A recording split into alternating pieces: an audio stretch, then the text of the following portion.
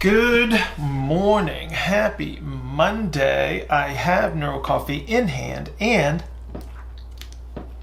it is perfect. Okay. Coming off a pretty solid weekend. Better than expected, actually, so that's kind of cool. But let's dig straight into today's Q&A. This is going to be a little something different.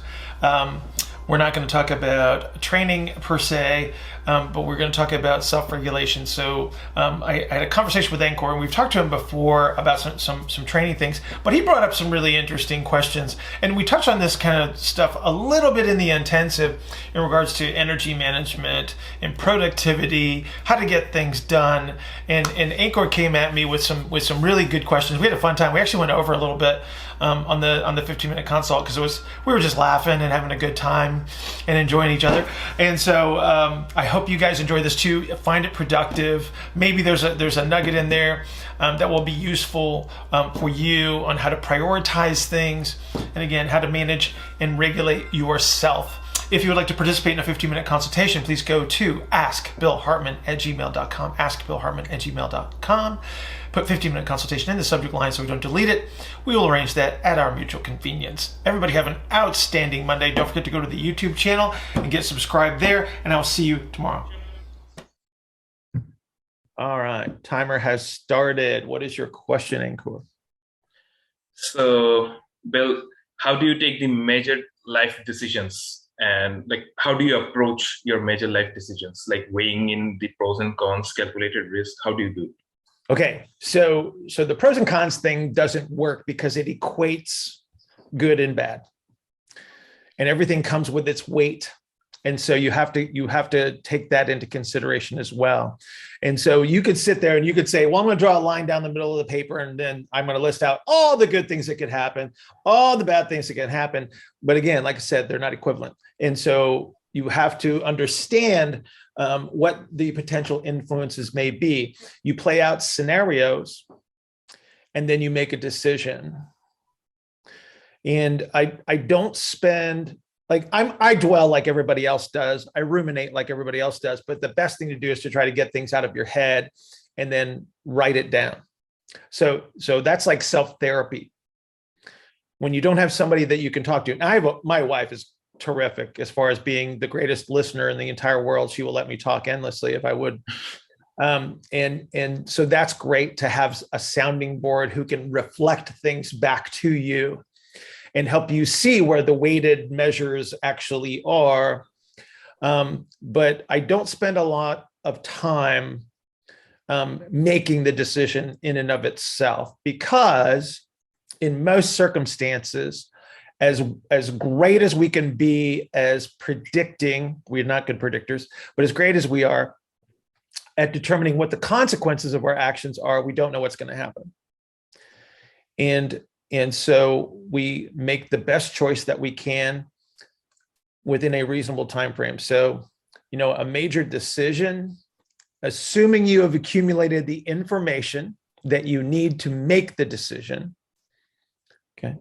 So once you have accumulated the appropriate information, once you have weighted that information, then don't spend a lot of time making the decision. Because like I said, you don't know. And more time usually doesn't help. It just becomes these layers of second guessing. Yeah. And so you make the decision, based on your weighted measures, and then move forward. So I'll give you, for instance, so, we just moved iFast into another facility. And that was a biggie. Like Mike and I went back and forth and back and forth and back and forth. We acquired as much information as we could. And then we said, best course of action is to make the change. And so there you go. And that scenario still plays out. So according to what you said, and on the lines of what you say, as a physio and coach who is so immersed in your own technical craft, how do you take the financial decisions in your life? How do you manage finance? What are your financial philosophies in life? Don't spend money. Don't buy things. Like, you'd be surprised. You would be surprised what you're capable of. Most people think that they need things that they don't need, or they want things that they don't need, right? The thing you have to recognize is that the thing that drives people to spend on things is the desire to alleviate the discomfort of wanting it. And then once you have it, it just doesn't seem to be that big a deal anymore, right? It's like the dessert that you have after dinner that you regret. It's like prior to eating it, you're like, oh man, this is going to be so good. And then after eating, you go, oh, that was a bad idea. Right.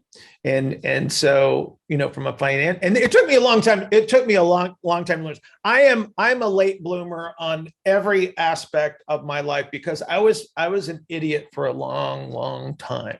Okay. Because I thought it was more important for me to I deserve this. I should have this. And then what you learn by gaining maturity is that, I need three things. I need my office space that I live like what you see on camera is where I live. I need my wife and I need my dog. And if I got that, I'm doing pretty good. And so I haven't wanted anything for a very long time. And so if you can get to that space very, very quickly and recognize the fact that you really don't need anything, then a lot of good things can happen financially, because then you don't spend any money at all on anything other than those things that would be essential. And then next thing you know, things are getting pretty good. But it's a long-term process, right? It's a regular behavior, right? So when you have the urge to spend, and if there's a moment where you're questioning, should I get this or not? It's a no. Right? It's an absolute. It's like if there's a question in your mind as to whether you should be spending this money or not, that's your brain saying, don't do it. Right? And that's, one of those things that it took me a long time to learn. Rather than going, well, and then it's like, right? That's the mistake. That's the mistake. And that goes for anything. That goes for anything. Like whenever there's a question in your mind of whether you should or shouldn't, don't. If you can wait. Like if it's a life or death decision, then you got to do stuff, right? I get that. But on most of the decisions where time is not the factor, if there's the question mark in your head of whether you should or shouldn't, it's a no. Because you don't deserve anything. Yeah, that's right. Not entitled to anything. People think they do. They think they're entitled to certain things. They think they deserve certain things, and you don't get anything. Trust me. And if you look at it like that, you're going to do really well. But understand, it's a habit and it's a process. Like every time money comes into your life, keep it. Yeah. And you being so immersed in your craft and with a creative mind, but how do you detach that side of yours when suppose you're in a party and you're amongst people, you want to have a great time with people, but you're observing people okay, his ear space is out. Okay, this is dorsal rostral compression. How do you switch off that side and just live in the moment and enjoy? Because I've been going through this and what? I just can't. Why would I ever do that? Why would I ever do that?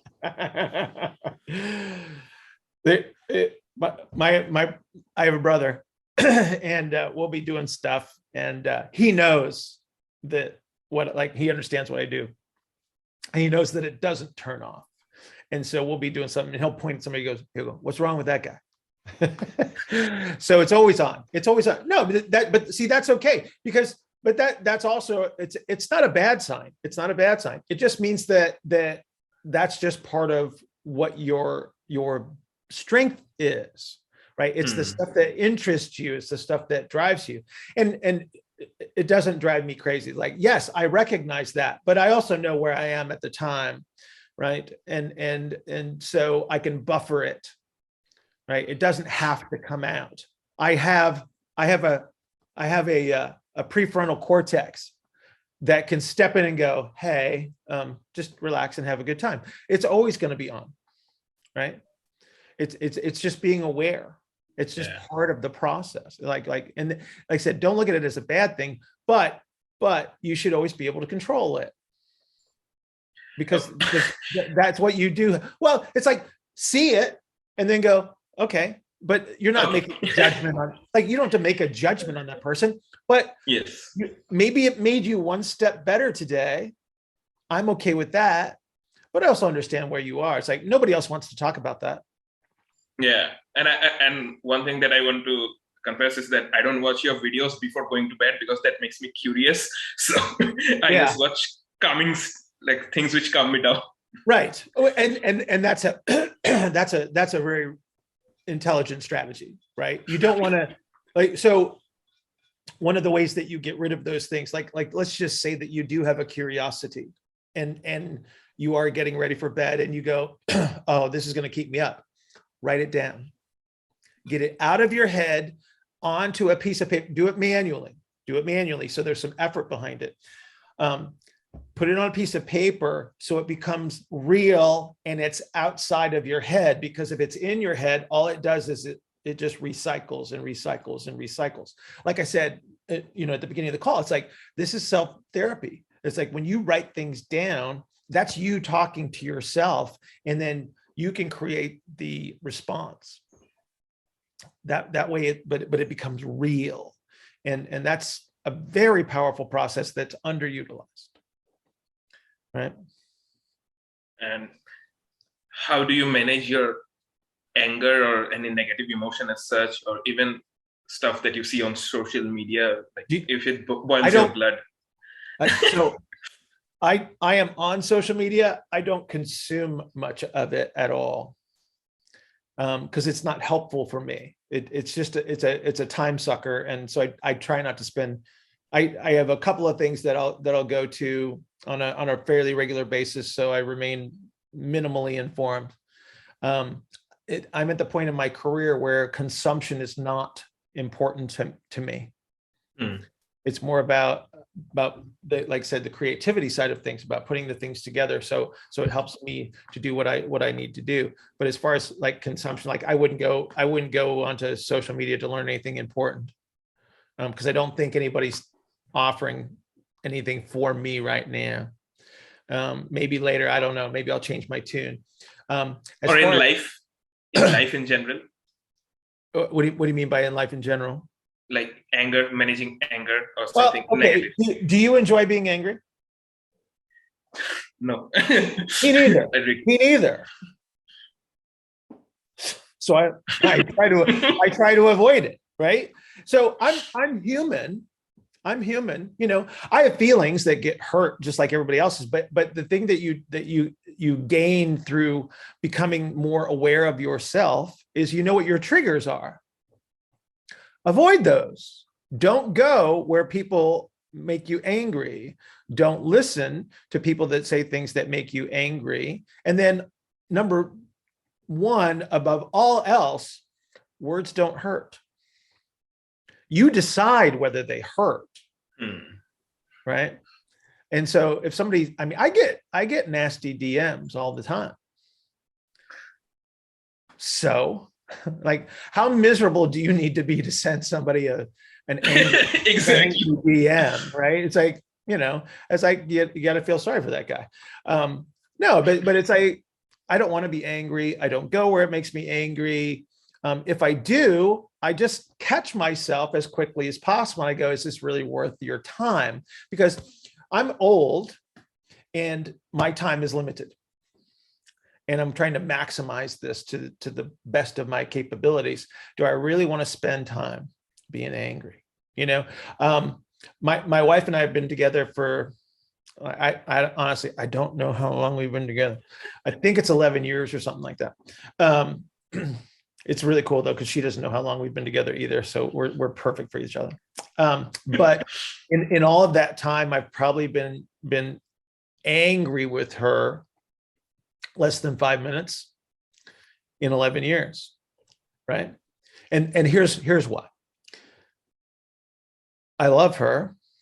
I am going to spend eternity with her. Why would I waste a single moment being angry with somebody that I know I'm going to be with forever? Right. So and again, I don't have to forgive her for much because we just don't have that kind of a relationship. But if I would have to, it's like, that's instant forgiveness. Like she gets that from me because I decided that's how it's going to be. And so you have a lot of control. People think that they don't have control, or they think they deserve to be angry, or they think that they should be angry. And it's like, anger is to get your attention. Okay. It's to make you aware of something. It's like being afraid. It's like being afraid is a response to get your attention. That's what emotions are for. Then you get to decide how you respond to that situation. And it's like, where's the benefit of anger? If I have to defend my life or defend my wife or defend my dog, don't get in my way. Okay. All right.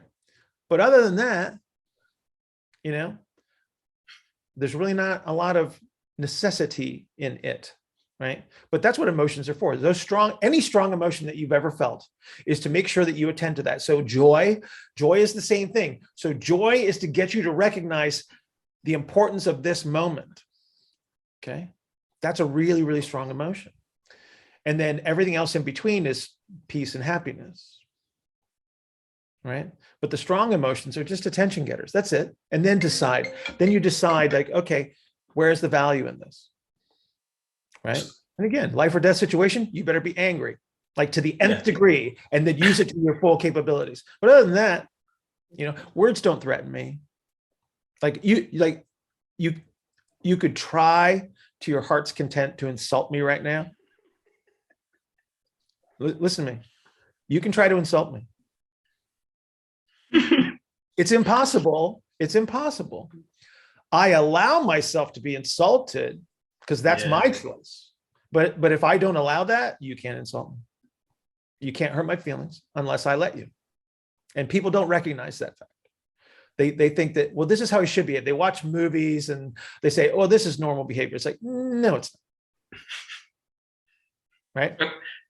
How do you manage you had a post, energy management is more important and then time management happens. Yes, sir. So how do you do that? Like you are busy in so many aspects of life. How do you take out time to learn new stuff, something from other domains as well? So how do you manage that? I create a structure that allows me to do that. Like literally I have a physical, have you ever heard me say 2-week sprint? Have you ever heard me say that? Like no. I have a physical structure to my 2-week schedule. Like this is my easy weekend. This is my easy, like it's not lazy, but it's an easy weekend. It's a recovery weekend. This is where I do planning and organization and stuff like that, where I have a little bit more time, where I'm not doing some, like, I like to do these calls. This is fun for me. So I do some of that stuff, and then I'll do a little bit of like the creative side of things, right? Where I draw stuff and think through things that are fun. But no, I have a physical structure that says this is clinic time. This is, other business time. This is writing time. This is reading time. And then I have blocks where it's like whatever. And that would be like, stuff I do with my wife or my dog or, whatever I like to do. So I just plan. And then, you'll figure it out. It's like, if energy's, at a minimum, then you need to alter your structure. That's how you know when to make a change, is when it doesn't fit. But you do something and you go, how was that? So what the mistake that a lot of people make, I think, is that they do stuff and they think they don't have any other choices. And I think we have a lot of choices that we can make. We just have to pay attention. Most people don't pay attention. They get to the end of the week and they go, man, I'm really tired. And they didn't look back and go, wow, I could have saved energy there. I could have saved energy there. I could have saved energy there. They just think that, I didn't have any control over it. And I think, we do have a few choices. I think we have a few choices that influence our outcomes. I will give you one more quick question and then I got to go.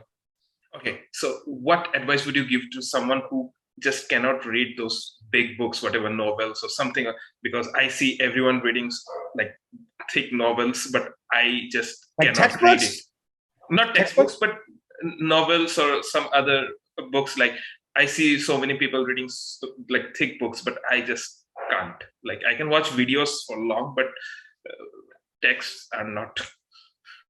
So don't. How, So any don't. strategy? So don't. Well, if you don't like it, then why torture yourself? Here's what I say. It is whenever you're going to consume information in any way, shape, or form, okay? Ask a question first. Formulate a question to keep you focused on the task at hand versus just blindly consuming information. And then you can say, is this information helping me?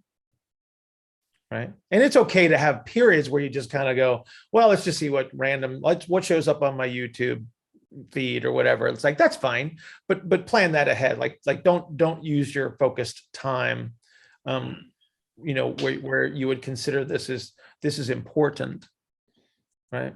Ask the question, formulate a question, have a reason, and then anything else that doesn't fit into that, that's what you don't consume.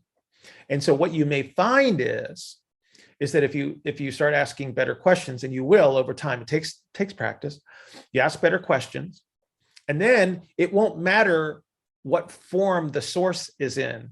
So the reason that you might not like to read the textbooks is because you're not curious enough to use that content, that form, to fulfill a need.